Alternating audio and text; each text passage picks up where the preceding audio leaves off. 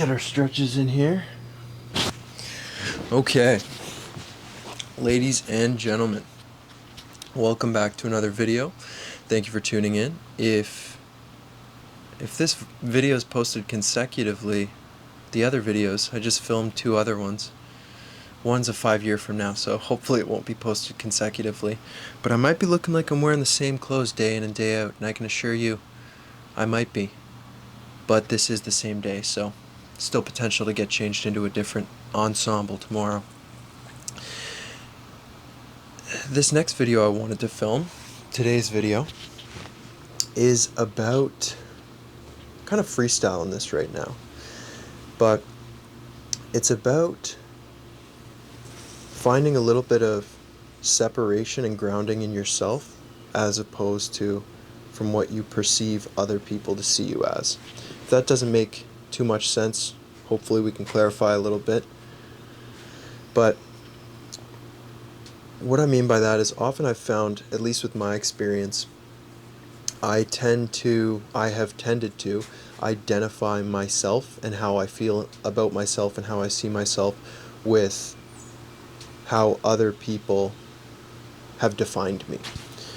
So that's caused a great deal of pain, needless pain and suffering. And I think it's important to try and draw a line there and notice that what someone says about you doesn't define you.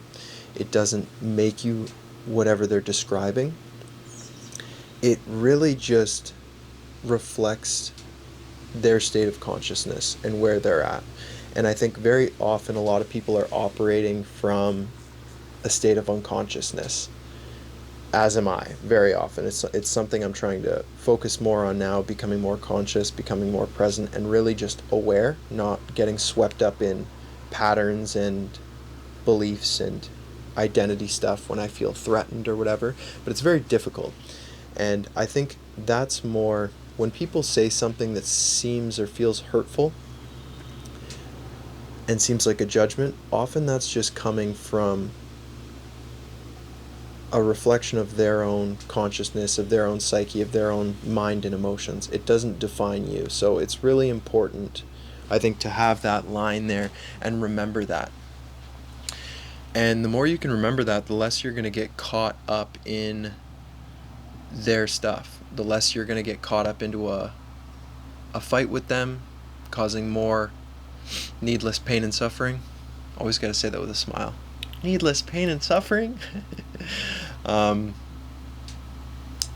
Yeah, so like an example here, maybe when you were younger you were hanging out with one of your friends and you're super excited and you're getting loud and super pumped up and everything and you're having a great time, everyone's having a great time, maybe you're at a birthday party or something, you're running around, and in the midst of all this fun, loud, outrageous, happy time, one of your friends says to you, like, you're really loud, you're really annoying.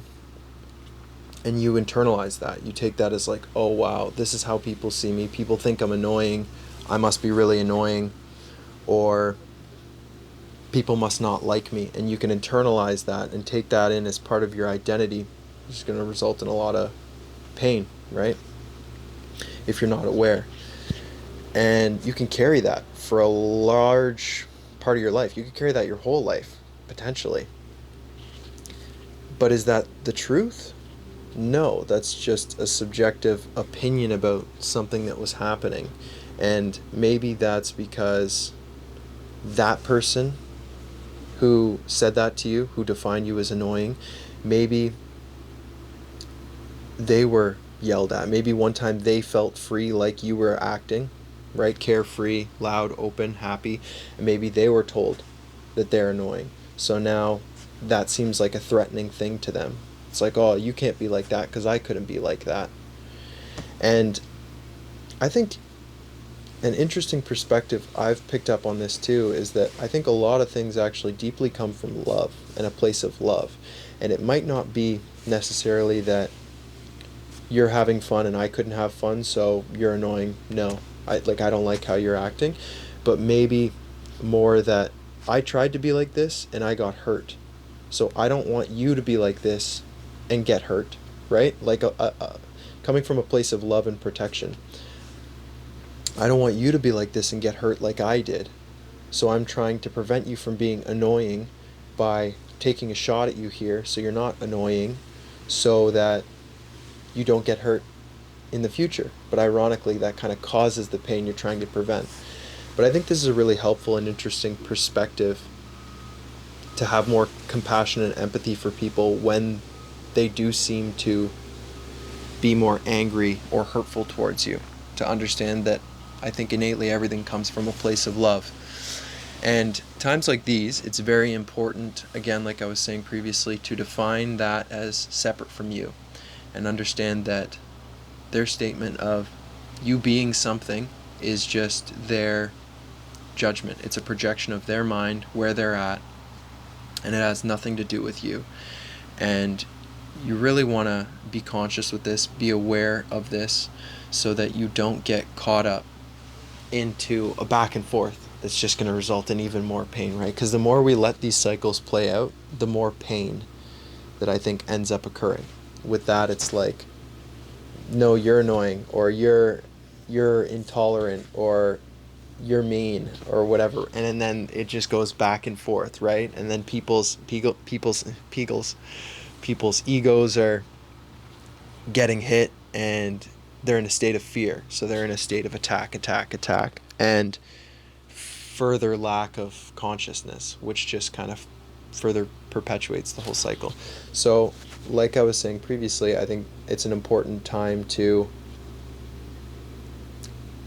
be aware of the love that it's all coming from, and understand this person must be in a difficult place, or going through some hard time, or at least having to even deal with these painful emotions of like anger that they're projecting out towards me.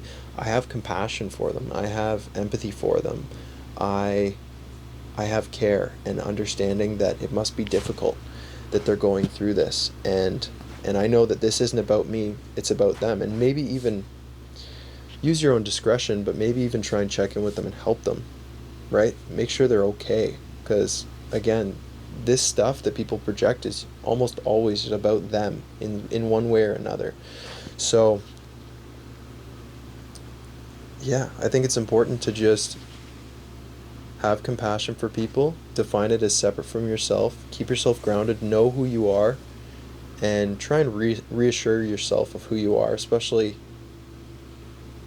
with compassion and love for yourself, right? Try not to build up a negative idea of who you are, because I think this is all something we create anyways. So why not create yourself to be something good, happy, joyful. And yeah, so that's today's video, and hope it helps. Hope it provides some interesting insight. And let me know if you have any comments, concerns, questions about this, or if there's anything else you want me to discuss. And have a great day. Thank you for tuning in.